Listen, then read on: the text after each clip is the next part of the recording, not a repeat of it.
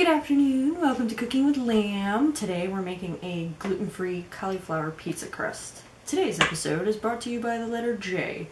J, which stands for Jenna, Jeffrey, and Jeff. Hi guys. It's for you. Okay, get a little shout out there. Alright, so I know this might sound nuts, or maybe you've heard of it and you're like, I don't know if I could do that. You could do that. We're going to do it together, okay? Alright, so first you're going to take your cauliflower. Yeah, I know I don't have my hair up today. I got a wicked sinus headache. I didn't feel like doing my hair. So, anyway. Alright, so here's your cauliflower. It's cauliflower! Okay. You're going to break it apart. Just get all this stuff off here. Whatever. There you go. Someone did show me an easier way to do that once, and I have forgotten. So, we'll just do it that way. So anyway, take a knife. You're basically going to decore the cauliflower. I'm stabbing it like so. I'm gonna get this chunk out of here. It's gonna make a mess. You're gonna have cauliflower going all over the place. Just whatever. Oh, you need a food processor for this, so as your mess accumulates, just toss it in. Or throw it on the floor. Whatever works for you. Okay, so continue to just go around with the knife. You're just trying to break it off that stem. See? Large chunks coming off. Yay! As long as you don't take off a digit, you're going the right way.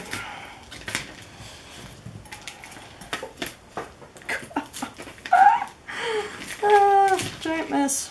Okay. Okay, so you don't want a ton of stem.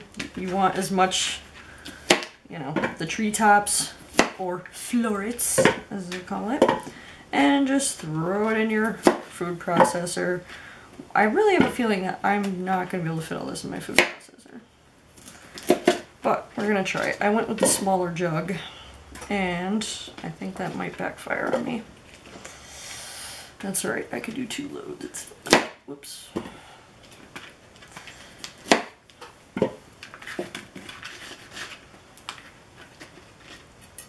Alright, so keep cutting your cauliflower and get it all into your food processor.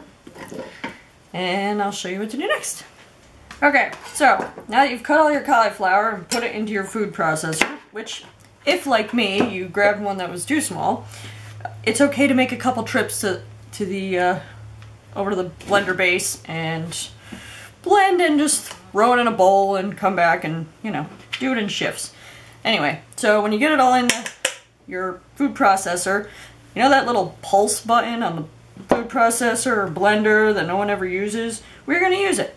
You're going to pulse this until, hang on, I wasn't ready. It's like this. It's quote-unquote cauliflower rice, which I really think they're trying to make cauliflower into everything. I've even read of cauliflower steaks. Cauliflower's not a steak. I'm just saying. Okay. Anyway. So, do this. And when it's all done, we'll go to the next step. Okay, bye. Okay, now that we have all of our cauliflower all riced up and nice, we're going to stick it, behind me I have a pot of boiling water. There's only about like an inch or so of water in there. You're just going to stick the cauliflower in there for about 4 to 5 minutes, and then we'll go to the next step. Okay, you're going to let the cauliflower go in the pot for about 4 to 5 minutes. You're not trying to boil the heck out of it. You just, like, you could steam it too. If you have a steamer, you could do that too. So I know it doesn't sound like a lot of water, but that's okay. Stir it around, 4 to 5 minutes, cover it. I made shift to cover because that pot doesn't have a cover for it. That's fine. So do that, and then we'll come back. Okay, so we've gone the 4 to 5 minutes boiling in the pot, which even with just that little bit of water, you can kind of see that it wants to like come together as something. But we're not done yet. No. Okay, so what you're gonna do, some recipes will call for a cheesecloth. I never remember to buy a cheesecloth, so I don't have a cheesecloth. You can use a fine mesh strainer for the first step. Throw this in this over your sink, not over your counter. Don't worry, I'm not gonna do that. So hang on a minute. I'm gonna go do that real quick. Hold on. Okay, now that you've got it strained out, let this cool. Because I tried to do the next step without letting it cool. Didn't work out so well. So let this cool off till it's no longer I'm gonna burn your skin off hot. And then we'll continue. Okay, now that this is cooled enough so that I can actually touch it without hurting myself, I've thrown it onto a towel. Use a clean kitchen towel, obviously. Today we're using the Owl kitchen towels. Anyway, so gather it all up. I spread it out like that to obviously kind of move this along because my oven's been preheating now for quite some time. And I'm trying to conserve energy. Okay, so ball it up and squeeze. And squeeze.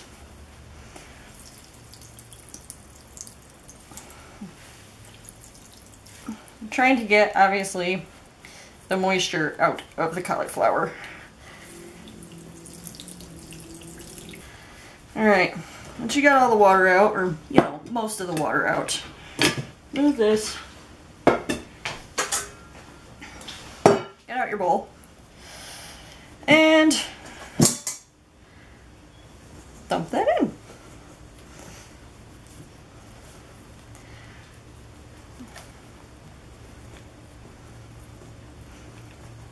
Okay.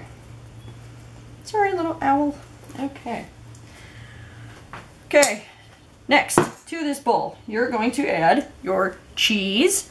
I went with just straight mozzarella, shredded. You could go with maybe half cup mozz, quarter cup Parmesan. I just went with mozzarella. I don't really want this crust to have a particular flavor to it because I'm not sure what I'm going to put on for toppings later on. So I'm just kind of going au naturel. You can also add seasoning like oregano, or if you have, you know, like the McCormick's Italian seasoning, you could use that.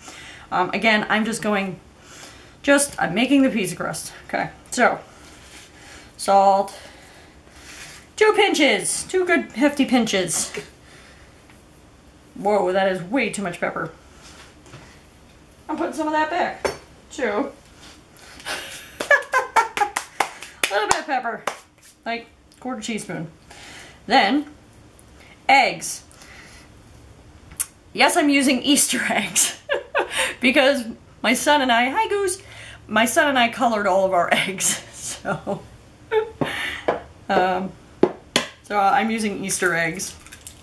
And since I know he would not want me to use ones he colored yet, I'm using some that I colored. So 2 eggs. And now, get messy. Get in there.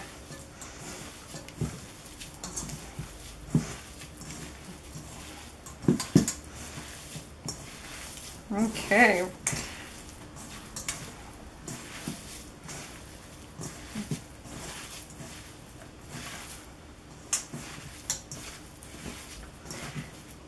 It still feels very moist. Obviously, it will dry out when it cooks.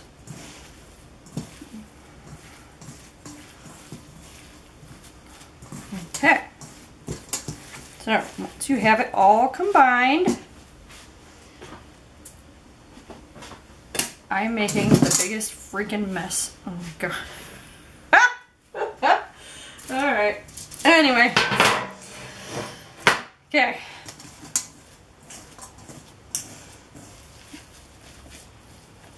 And even this is still a little bit probably too wet. Oh my god, it's all over the floor. But we'll make it work. So when you're in that step of squeezing out the water, really make sure you're squeezing out as much as you can. You know, don't hurt yourself, but it'll just make the gathering of it together, you know, and making a crust easier on you.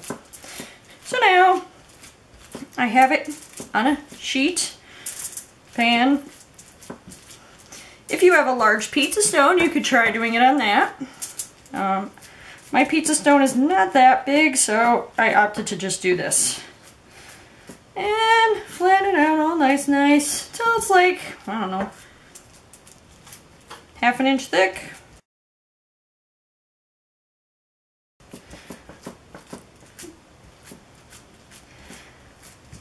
Flatten, flatten, flatten.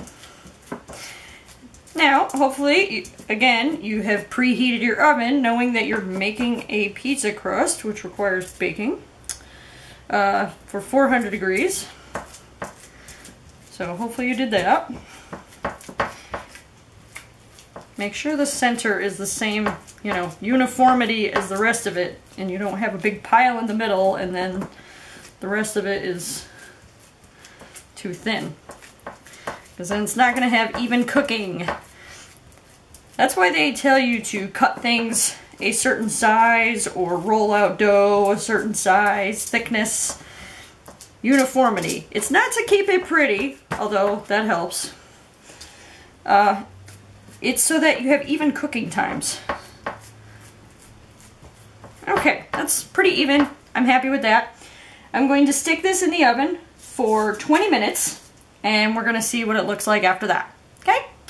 Okay, so mine took a little bit longer. I started with 20 minutes and I let it go for 5 more. Do it in 5-minute increments. Check it out and see how your crust is doing. Mine was a little bit more on the wetter side, so it took about 30 minutes. But when it was done, it looks like this. It resembles crust. Yeah, it got a little bit, this was probably a little thinner on this side, but it's pizza crust. And then from there you can either freeze it,